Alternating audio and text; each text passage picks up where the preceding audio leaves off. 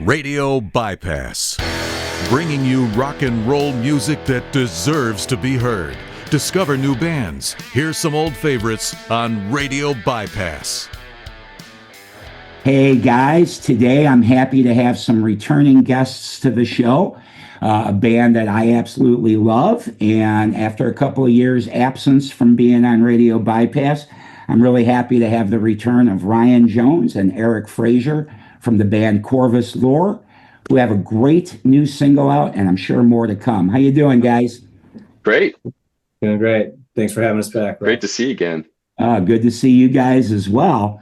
Last time you were here, I believe, I was trying to remember for sure, but I know we had a couple of singles out, and I know Lucida was either just coming out or maybe had just come out the last time we were together. So I thought that'd be a good place to pick up because we haven't talked after that. How'd that record do for you guys? Yeah, it's been a minute. I think it was probably right before, it was probably Blind and Broken, which was the last single that we dropped off of Lucida before we dropped the rest of the album. So I'm guessing that's probably when it was. But yeah, Lucida's been great. Been very well received. The album, in my personal opinion, has just exceeded my expectations, just from a creative standpoint, production standpoint, everything from top to bottom. The album's just been awesome. Been very, as I mentioned, very well received in the community, and very grateful for everybody that's been supporting it. Awesome. Well, good. I'm glad that record worked out well for you. Sorry, I'm a little bit technically challenged here, so I also forgot to turn off the ringer on my phone, so I'm doing that while we're talking here. Well, good. I'm glad that record did well for you guys. And now you have a brand new single accompanied by a brand new video for Feather Me Through. So tell us about Feather Me Through, the latest track. Eric, you want to take that one, or you want me to take that one? I mean, you can finish for it where I leave, but yeah, the tracks, that particular song came to the band, I want to say more than 3 or 4 years ago, and it's had a few different permutations. Like, we've played it live a couple of times, but when it came time to really take another look at it in terms of committing it to a record and a recording, I think Ryan just had some divine intervention and ultimately was hit with just I think a better direction in terms of like the chorus and other pieces, and it really just kind of locked in better. And from a thematic standpoint, it's pretty heavy, but from a production standpoint, man, it really got some spit and polish from Tim Narducci, who's our record producer, and I think he gave it like an immediacy and an impact to it, and to me it just sounds completely different than anything that we did on Lucida, and I'm hoping that it just signals like a direction that we're going to be taking in the third album in terms of like trying to do different things. Mm-hmm. Yeah, it definitely, the song itself, as Eric mentioned, it's gone through quite the evolution. It's been around for at least 4+ years, and yeah, for whatever reason, it's like a stray dog. You feed it once, it never goes away. It just was one of those songs that there was something to it, but just wasn't quite landing right. And when it came to started to stack up the songs of what we're going to do for the album, that one came to the surface again. And yeah, it just, through the creative process, we just ended up taking in a direction that we really never anticipated, and we're really happy with where it landed. It's pretty powerful song. It shows the band off, I think, at all levels, with Joe's doing on the drums is incredible, and Eric has got really super creative guitar solo in that song. Yes, very unique and different, and just it's just a ripping song, but you know, it's also a heavy tune as well. So we're pretty happy with dropping that one as the first single. Yeah, it's great. It's a great song. I loved it right away. And this time, previous song, I had fallen in love with the drumming in the beginning, and then this song, it was the guitar in the beginning that really caught my ear right away, that I loved. And yeah, it's a great song. And normally, I don't. Most of the time, I end up talking to folks when they put their new stuff out too fast, because I've probably told you this the last time. I don't like to watch videos right away. I like to Right. only to the audio, to see how the song hits me emotionally, what it means to me, etc. Right. Before I see anybody else's, including the creator's conception of what that song is. So, but in your case, I had enough time that I got to live with the song just audio for enough times. I played it probably, I don't know, 60 times now. Wow. Awesome. Wow. Yes, I've been playing it every day since I got it, and some days more than once, since I knew we were going to get together, because I like to be able to really soak it up. Because with music, I'm sure it's the same for you guys. You listen to it one time, you hear some stuff. Then you listen to it again, you hear something else that you didn't hear the previous time, and on and on. You pick up maybe just a teeny guitar flourish or something. There's always something else you pick up on as you go. So anyway, I did, in your case, get to see the video before talking with you, because I felt comfortable enough now that I know the song well enough that I can go watch your video, which I did, and it's beautiful, and kind of, obviously a lot of thought went into it. So I was thinking you guys should maybe tell us how that all came together too, because it's a great video. Well, I'm kind of curious, what was your takeaway? How did you absorb the song when you just heard it without seeing the video? What was your takeaway in terms of how you interpreted the song itself? Did you have like, it means this to me? Or I'm always curious about that, because I know, as you and I've connected before, when it comes to songwriting, I always personally don't like to put things right on the nose. I want the listener to be able to absorb it, and in a way to where, like, it means this to me, right? That to me is, if you're able to do that, that's a really cool thing, because that song potentially could stay with that person as a stamp in time for the rest of their life, right? This is what it always meant to me. So I'm always kind of curious, there's really no right or wrong, right? I mean, because we're all walking our own path and our own journey. So I'm kind of curious how you absorbed it. Yeah, well, for me, and I haven't gone into deep think mode on it. I mostly have just been all about how it sounds as a sonic entity, but just what I have picked up in the lyrics in the video, I've only had one run through on the video side, but what I've picked up, lyrically, for me, it's sort of a never give up song for me. It gives me some thoughts of, all right, no matter what's happening, I can make it through life. I can get through this, whatever it is that I'm not in a good place maybe right now. So to me, the word that had popped into my head listening is that for me, it was like a song of hope. That's how it hit me. That's awesome. That makes me feel really good. It makes me feel really good. It is a song of hope, but also a song that is revealing of a next chapter, a stage in life per se. So yeah, that's for me, what I wrote that song about is the passing of my dad.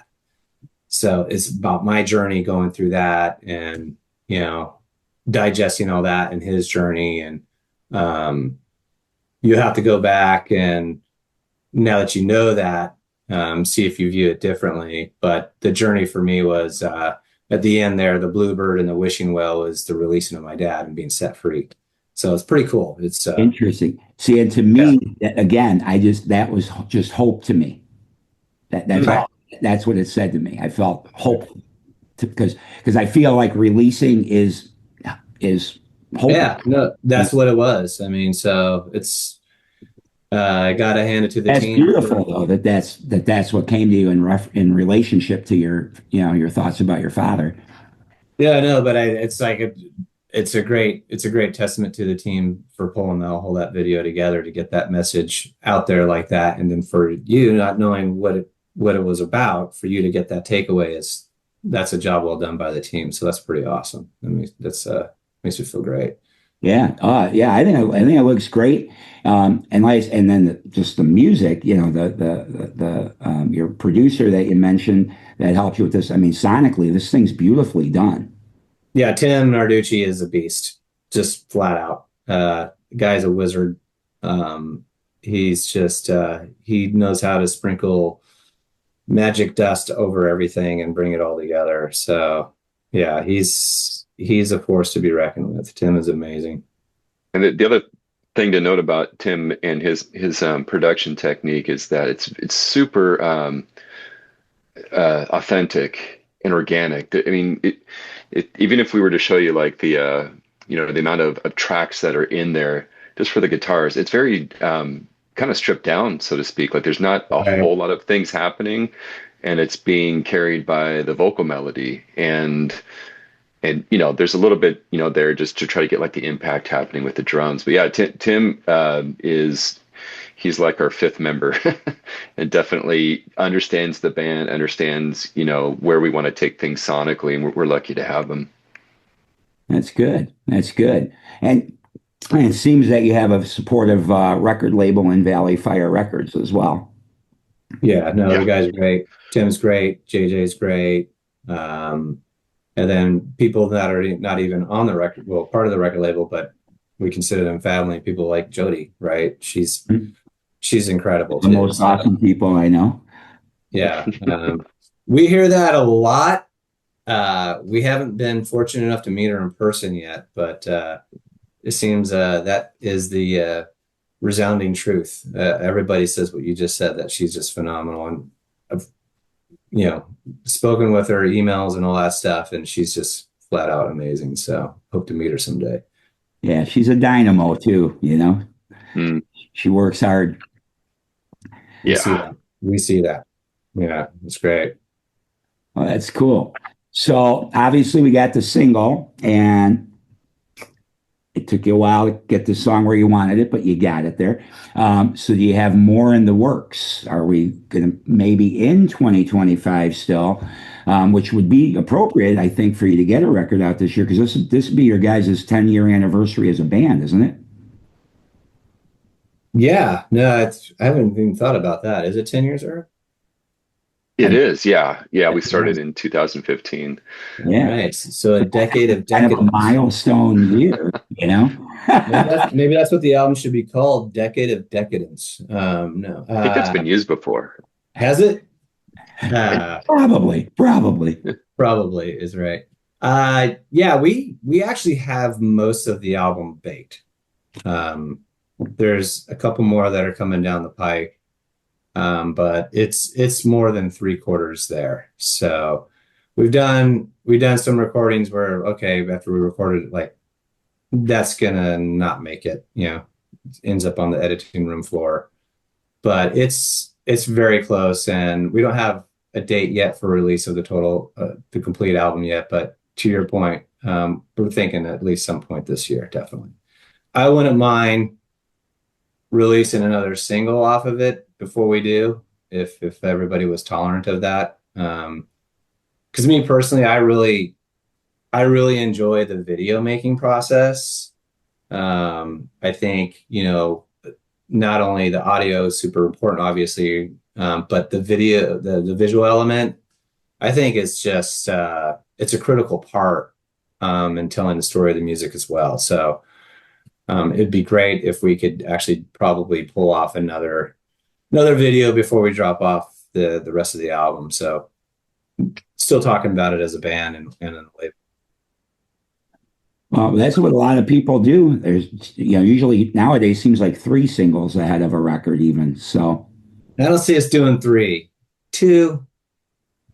I think 2 is a probably good number this time around. We're anxious to drop the whole thing. We really are. We want to get it out there, and we want to, start stacking up shows wherever we can. So we want to get moving on it. Which is a good segue because I was gonna mention a show. You guys have a gig coming up July 26th. Tell us about that. Where are you playing July 26th? Yeah, it's going to take place in Redwood City. So you're in California. It's in the northern part of the Bay Area at the Club Fox, which is one of our favorite places to play at. Awesome. And we're going to be supporting another Valley of Fire artist, The Devil in California. And there's another opening band as well. So there's three bands on the bill for that night, and all the proceeds are going to a charity, which Ryan's probably better at remembering the name, but it's like Roadies and Rescues. Yep. Do you know what that's all about? Roadies and Rescues? Is it for animal rescue or? Yeah. About getting the pups into homes. Nice. Yeah. So yeah, we're stoked to be part of that show. Club Fox, Redwood City is amazing venue. It's got a very unique setup. Staff is amazing, and we're really stoked to be playing that show with Devil of California. So it's going to be a good one. Everybody's got to come out. Sorry to butt in there, but it's also going to be the first show that we're doing with our new bass player. So we have a new member named Johan Hill, and he also goes by the stage name Red Cup. And he's Redwoods or whatever. Perfect.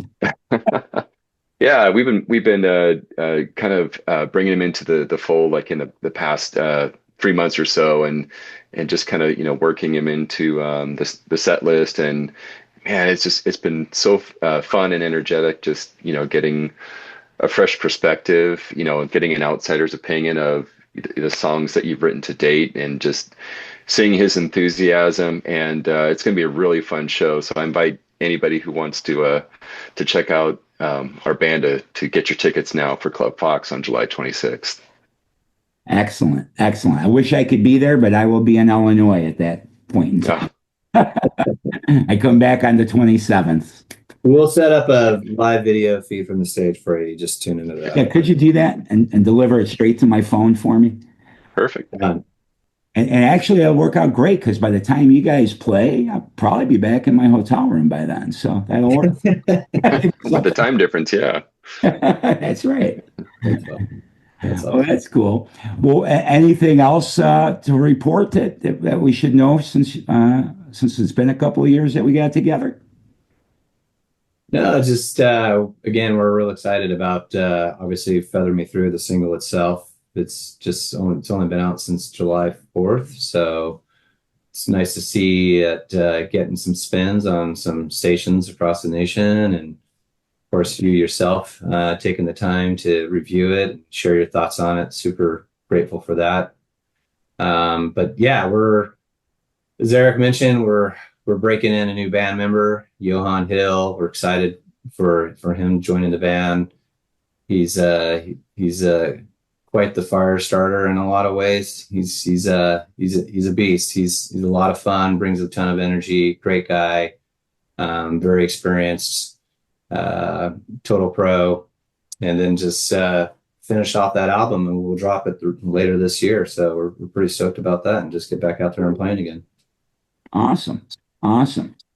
Well, I'm excited to hear new music from you guys, and glad that you're continuing to keep it going. Happy 10-year anniversary. Yeah. At least for you two guys anyway, right? Yeah. You've been the constants. Yeah, and Joe Cloutier, our drummer. So yeah, definitely. Yeah. It's funny, I never even thought about it until you said it. Now I'm gonna have to think things over now.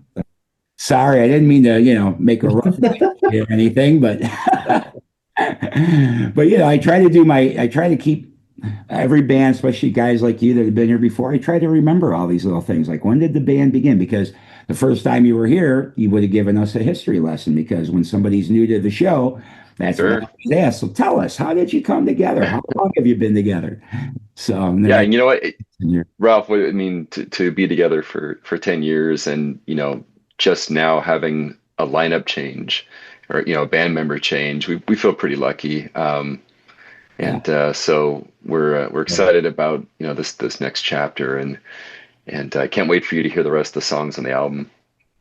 Do you guys feel like that maybe this album is even more definitively what Corvus Lore is all about than maybe even the last one? Good question. Yeah, well, I mean, what's great is we don't get basically committed or tied to any one sound or theme, whatever you want to call it. Whatever songs come forth out of the band from the writing process that we feel good about, that's what we go with. There's definitely nothing about, oh, we want to try to be this or try to be that. It's just like, is it a good song or is it not a good song? Mm-hmm. And I see we're still true to what, our fans would call Corvus Lore.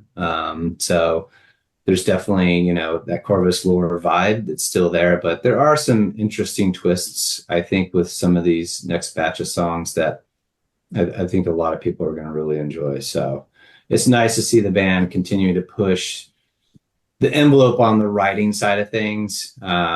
We really strive to try to write songs that, obviously sound familiar, catchy, memorable, but also meaningful to not only to us, but also the listener as well. So we're pretty stoked on it. I think it's going to be quite surprising to a lot of folks. So stay tuned on it.